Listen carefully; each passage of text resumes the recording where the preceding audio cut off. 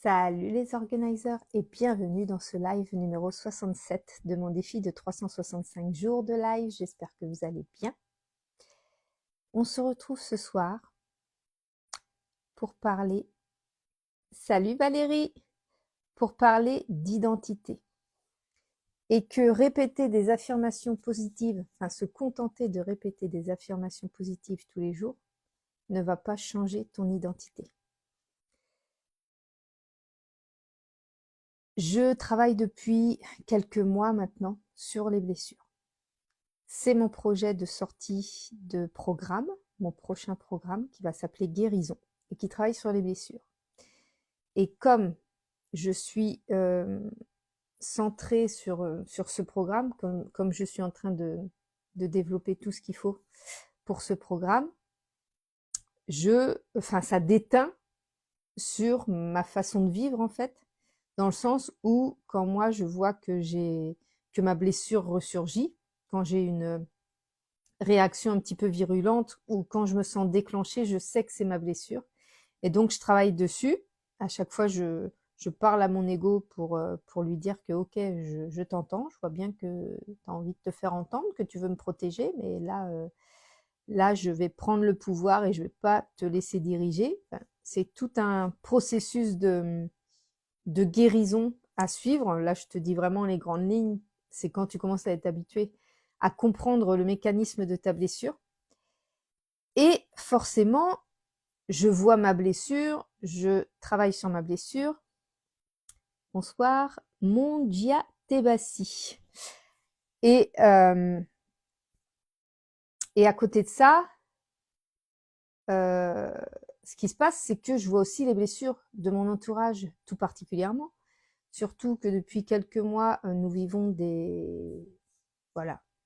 une situation assez délicate, compliquée avec un de nos enfants, parce que c'est sa blessure de rejet qui s'est activée et de façon virulente. Il faut savoir que la blessure de rejet est apparemment la plus difficile à gérer, celle qui impacte le plus, on va dire, et la plus difficile à guérir, entre guillemets. Je préfère toujours garder un gros espoir, même si on guérit jamais vraiment d'une blessure, mais on peut faire en sorte qu'elle ne dirige pas notre vie.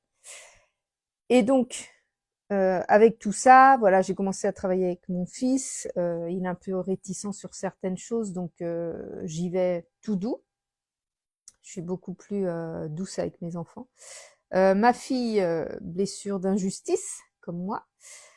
Et Evan, j'ai un doute entre deux blessures, mais on peut avoir plusieurs blessures. Donc voilà, pour l'instant, elles sont pas trop déclenchées, ces blessures. Donc ça va. Et mon chéri avait la blessure de rejet et je crois qu'il y a sa blessure d'injustice qui pointe le bout de son nez. Elles sont souvent reliées, blessure de rejet, blessure d'injustice, sont souvent liées. Un coup, c'est l'une qui est un peu plus virulente que l'autre. Et donc là, en ce moment, il a une de ces blessures-là qui le déclenche beaucoup. Et quand sa blessure se déclenche, ça déclenche ma blessure aussi parce que c'est par rapport à nos enfants, il a des réactions qui ne me conviennent pas. Donc voilà, on se déclenche tous les deux. Et, et en fait, on a eu une discussion parce qu'on a beaucoup de communication entre nous, il n'y a pas de tabou entre nous, on peut tous dire. Et il me disait, donc sur le coup, j'essaye d'être la plus bienveillante possible. Vraiment, vraiment, j'essaye de poser les mots. J'essaye d'être comment dire, la moins vexante possible. J'essaye vraiment d'être la plus douce possible. Mais ce qui se passe, c'est que quand ta blessure est activée, la personne en face, elle a beau être la plus gentille possible, elle a beau essayer d'être la plus bienveillante possible, si ta blessure est déclenchée, tu vas te sentir agressé, tu vas te sentir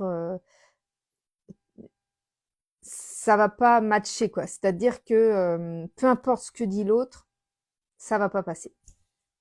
Et donc, c'est ce qui est arrivé hier. Plus j'essayais de lui expliquer ou plus j'essayais d'apaiser les choses et plus il partait en cacahuète. Et, euh, et je sais que à ce moment-là, c'est mon défaut, c'est que j'ai tendance, avec mes proches uniquement, mais j'ai tendance à pousser un peu pour finalement le libérer. Donc ça fait un peu de bruit sur le coup. Les gens s'énervent, ils montent en pression, mais euh, mais je sais que ils me connaissent et je sais leur fonctionnement et on fonctionne très bien tous ensemble. Donc c'est pour ça que je me permets de le faire avec mes proches, hein, mes enfants et mon chéri. Mais je sais après que c'est libérateur. Et j'ai eu la preuve hier, enfin aujourd'hui du coup, parce que hier justement, il a été déclenché, je me suis déclenchée. On n'a pas réussi à communiquer, mais je suis quand même allée au bout de mon truc en lui disant, mais vraiment, j'essaye tellement pas de t'agresser ou te rabaisser ou quoi que ce soit. Et il me dit, c'est du harcèlement qu'il me dit. Mais vraiment, sa blessure, elle était ouverte à un point. Et là, je dis, ok, je dis là, bah, je vais me taire parce que quoi que je dise, ça va pas fonctionner en fait. Donc, je me suis tue, j'étais extrêmement frustrée parce que ma rigidité de blessure d'injustice, elle veut aller au bout du truc, tu vois. J'aurais aimé aller au bout de ma conversation et je pouvais pas parce que lui, sa blessure, elle le refermait comme une huître et il était braqué, bloqué. Donc, dans ces cas-là, faut lâcher prise. Et je dis, ok, Nelly, tu mets de côté ton ego et tu vas attendre que ça s'apaise. Je fais confiance que ça va faire son chemin et qu'il va se passer quelque chose. Et effectivement, aujourd'hui, déjà hier soir, il est revenu discuter avec moi avant de partir au travail. Et on a eu une discussion très ouverte, très apaisée. Et il avait déjà bien compris, puisque sa blessure s'était un peu refermée, tu vois, c'était moins au vif. Donc il avait moins il était pas sur la défensive. Et là, la communication était ouverte. Et, euh, et donc on a commencé à s'expliquer comment on avait pris les choses, chacun de notre côté, avec nos propres blessures. Et il me dit, écoute, laisse-moi le temps. Il dit, toi, c'est super, tu travailles sur les blessures, tu as déjà compris plein de choses et tu essayes, je vois bien que tu essayes de m'aider, mais laisse-moi aussi intégrer tout ce que tu me dis. Et il a raison, il a complètement raison. Il y a vraiment, quand tu travailles sur toi, que tu veux changer ta vie, tu vas avoir besoin de changer ton identité. Changer ton identité, ce n'est pas changer ta personnalité, ce n'est pas changer ton caractère, ce n'est pas changer la belle âme que tu es. Tu vas pas changer ça. Tu vas changer tes croyances, tes pensées. Bonsoir Anthony. Tu vas changer ta perception de la réalité. En changeant ton identité, ça va te permettre de changer tout ça et de créer du coup une nouvelle réalité. Et les blessures font partie du travail d'identité. C'est-à-dire que tant que tu ne soignes pas ta blessure, c'est ton ego qui fonctionne, ton ego veut te protéger de quelque chose qui n'existe pas dans la réalité de ta future version. C'est-à-dire que, comme mon chéri se sentait agressé par ce que je lui disais, la réalité, c'est que c'est sa blessure, c'est son ego qui répondait à ça, et chacun son rythme de progression. Exactement, chacun son rythme de progression. Et c'est vrai que comme c'est mes proches, je suis beaucoup plus exigeante avec mes proches. Autant avec mes clientes, j'ai aucun problème de les laisser intégrer les choses. Et il y a souvent des laps de temps, des journées entières en fait. Je leur donne un exercice ou une progression à faire avec tout un processus. Et c'est elles, je les laisse, elles, revenir vers moi quand elles ont besoin. Et ça fonctionne super bien. Tandis que oui, effectivement, moi, à la maison avec mes proches, comme on est tout le temps ensemble et tout, j'ai tendance à vouloir aller plus vite que la musique. Et du coup, c'est mon défaut. Avec mes proches, c'est mon défaut, c'est sûr. Et ils me le disent souvent, mais en même temps, ils progressent plus vite, du coup. Mais c'est vrai que c'est assez rentre dedans. Et donc, je sais plus où j'étais rendue du coup. Euh, ouais, il y a l'intégration à avoir et entre hier soir, donc entre notre conflit, entre hier soir, notre discussion et aujourd'hui, c'était plus du tout la même personne. Aujourd'hui, il était tellement heureux. Et oui, hier, il me disait, laisse-moi le temps d'intégrer parce qu'il dit, toi, tu as déjà fait un grand chemin. Effectivement, forcément, si je crée cet accompagnement maintenant, c'est que j'ai déjà fait le chemin. Donc oui, effectivement, faut que je lui laisse aussi, lui, faire son propre chemin. Et, euh, et du coup, il me dit, c'est vrai que c'est dur, c'est difficile à intégrer. Il y a des phases d'intégration qui sont difficiles à avaler. Et moi aussi, je les ai eues, ces phases d'intégration, parce que ça remet en question toute notre façon d'être et notre façon de faire. Et on a tendance à confondre ce changement d'identité avec qui on est. C'est comme si on avait un petit peu peur de se perdre. Et ça n'a tellement rien à voir. La guérison des blessures, c'est pour te redonner un bien-être que tu as perdu en fait. Les blessures, ton ego, il est tellement activé avec tes blessures que il t'empêche de rayonner, il t'empêche de te sentir bien. Et il te déclenche, ça te déclenche à chaque fois. Donc ça va être, je sais pas, des collègues qui vont t'agacer, ça va être dans la famille, ça va être même t'es en train de faire un truc et ça va t'énerver parce que ça va euh, ouvrir ta blessure. Tu vas pas comprendre en fait d'où ça vient. Et c'est seulement en travaillant sur ta blessure qu'après tu vas comprendre que ton ego à chaque fois il pointe le bout de son nez et il te fait croire à une histoire, à une certaine histoire selon ton passé, selon tes expériences, mais l'histoire qu'il te raconte, c'est sa version à lui par rapport à la blessure.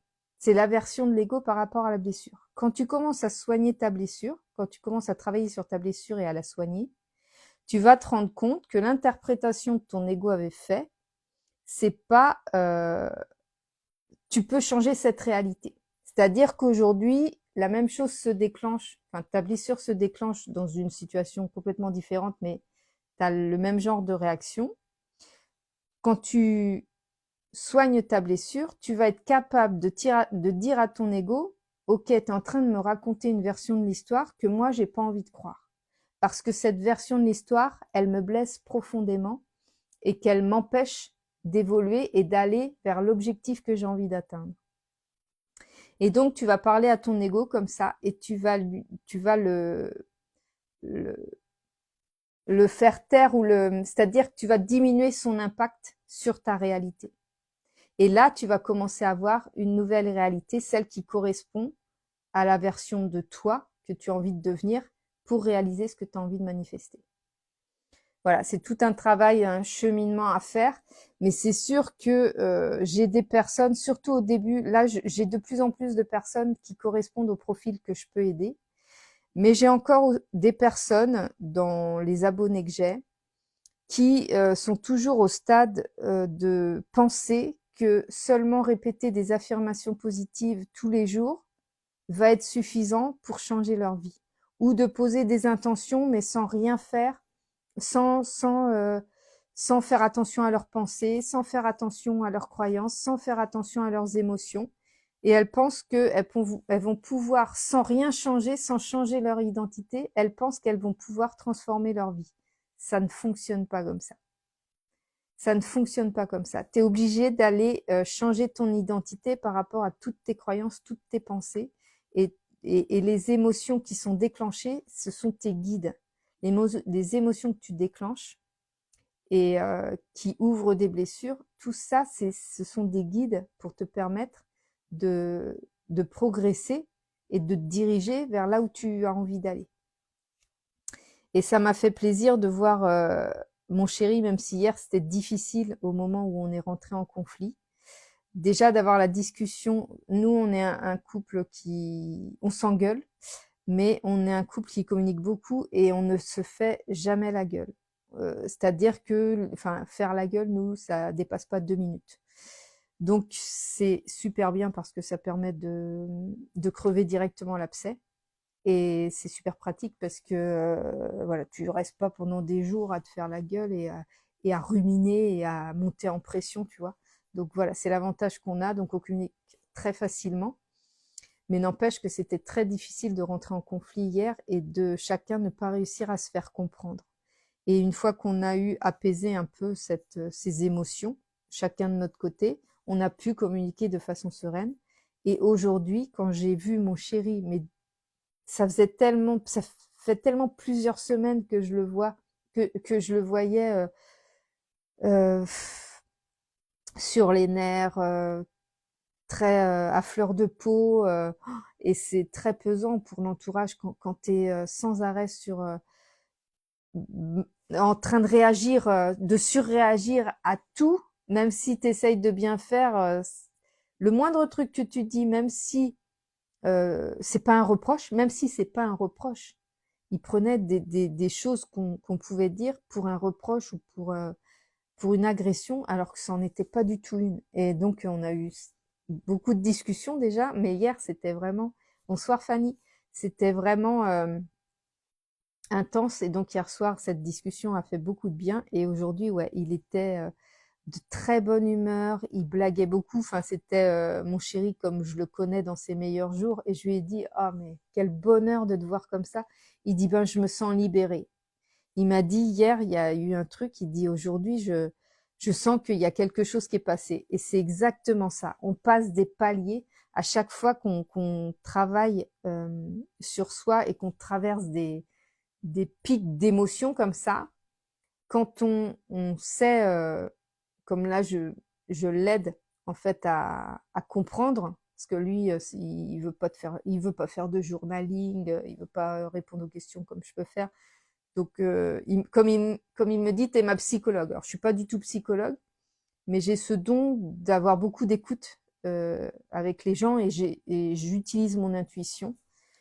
Et, euh, et donc, on fait finalement que de la communication. On parle ensemble, quoi. Mais il fait pas de journaling, il fait pas de méditation, il fait rien du tout à côté. Donc, forcément, c'est encore une autre approche et je suis sûre que ça l'aiderait. Mais voilà, je vais pas l'obliger non plus.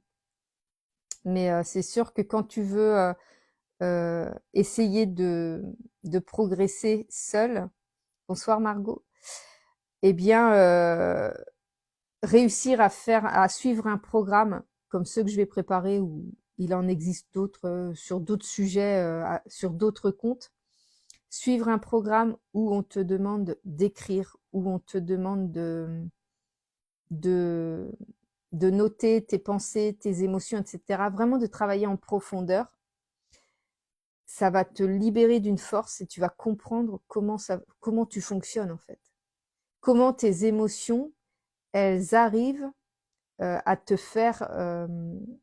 bonsoir Blandine. Comment tes émotions, elles arrivent à te faire te comporter de telle sorte que ça engendre la réalité que tu as. Tu vois, tes émotions sont provoquées par tes blessures, tes croyances, tes pensées, et elles engendrent des comportements, elles engendrent des actions qui vont te créer ta réalité. Donc à partir du moment où tu vas changer tes pensées, tes croyances, que tu vas soigner tes blessures, tu vas arrêter de te comporter sous le coup de tes émotions, qui étaient finalement néfastes pour créer la vie que tu souhaites créer, et ça va te permettre de changer ton comportement et de changer tes actions pour créer enfin une vie beaucoup plus sereine, une vie beaucoup plus heureuse, une vie beaucoup plus épanouie, qui aura certes des difficultés, parce que la vie, elle est faite comme ça, mais qui seront beaucoup plus faciles à surmonter parce que tu sauras que les difficultés que tu traverses sont là pour te faire progresser, pour te faire évoluer et pas pour te faire vivre un enfer en fait. Les difficultés, elles sont là pour t'apprendre quelque chose. Elles sont pas là pour te nuire. Elles sont là pour te faire progresser, pour t'aider à progresser. Et quand tu commences à comprendre ça, quand tu commences à bien comprendre tout le mécanisme là, bah, ta vie, elle devient beaucoup plus facile, agréable, et en plus, elle se crée euh, de façon alignée à ce que tu veux vivre dans ta vie. Parce qu'en général, on n'a pas envie de vivre un enfer, on a envie de vivre plutôt une vie cool, une vie heureuse, dans la joie, on a envie d'être libre. C'est vraiment mes 3 slogans, la liberté, la joie et l'abondance, et c'est exactement ça. Et quand tu travailles là-dessus, quand tu travailles sur toi, quand tu changes ton intérieur à l'intérieur de toi, ben, ça modifie systématiquement l'extérieur de toi. Tu attires automatiquement à toi, au travers de tes énergies, les bonnes personnes. Moi, par rapport à mon travail, j'attire les personnes qui correspondent à celles que je peux aider, et c'est tellement bien parce que je suis hyper connectée avec elles et je peux d'autant plus les aider de façon incroyable, et c'est que du bonheur. C'est que du bonheur. Et même par rapport à sa famille, quand tu deviens euh, rayonnante, quand tu deviens la personne que tu as toujours voulu être pour avoir une belle vie, ben, ça se répand aussi. Ton rayonnement, il se répand auprès de tes proches qui voient ton évolution. Je vais te donner un exemple. Ça faisait, donc il y a Bastien qui est en arrêt de travail actuellement, Colline qui a démissionné, donc mes 2 enfants là, mes 2 aînés, Evan est au lycée, donc lui, il a un rythme normal entre guillemets. Mais Colline et Bastien avaient commencé à avoir un rythme où ils se couchent tard, ils se lèvent tard, un rythme un peu décalé comme ça.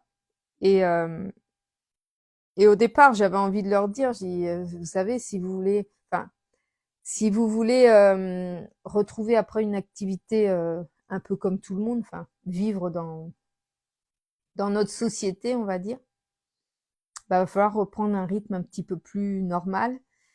Et, euh, et j'ai dit un petit peu ça, et puis après je me suis dit ouais, mais ça va pas fonctionner parce que ça fait un petit peu la mère rabat-joie ou la mère donneuse de leçons là. Et je dis non, faut que ça se passe autrement. Donc je leur disais rien. Je dis de toute façon ils vont faire leur propre chemin, ils vont voir par eux-mêmes ce qui leur convient le mieux. Et ce que j'ai fait, c'est que moi je me suis remise à mon rythme, à un rythme qui me convient à moi. Euh, donc j'ai repris le Miracle Morning. Eh bien, tu me croiras ou tu me croiras pas. Ça fait plus d'1 semaine que j'ai repris le Miracle Morning. Mes enfants commencent à se lever plus tôt le matin. Je leur ai rien dit, je leur ai rien demandé. Ils commencent à se coucher plus tôt le soir et ils commencent à se lever plus tôt le matin. Et là, je me suis dit, c'est quand même incroyable.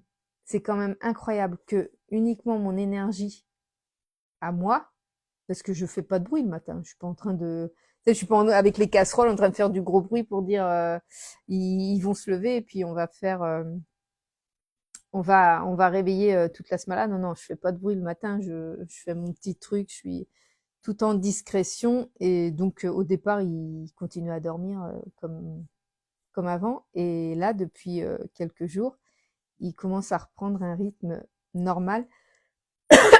Et je me disais c'est quand même incroyable que ta propre énergie puisse influencer comme ça, positivement bien sûr, mais ça marche dans les 2 sens, hein. C'est-à-dire que moi, si je me laisse impacter, quand ils avaient pas le moral et tout là, si je me laisse impacter par ça, bah ça fait pareil. Moi aussi, je peux aussi me laisser embarquer là-dedans. Tout est une question de choix et de décision, mais c'est pas toujours évident de se rendre compte en fait qu'on est en train de de subir entre guillemets ou d'être influencé par son extérieur.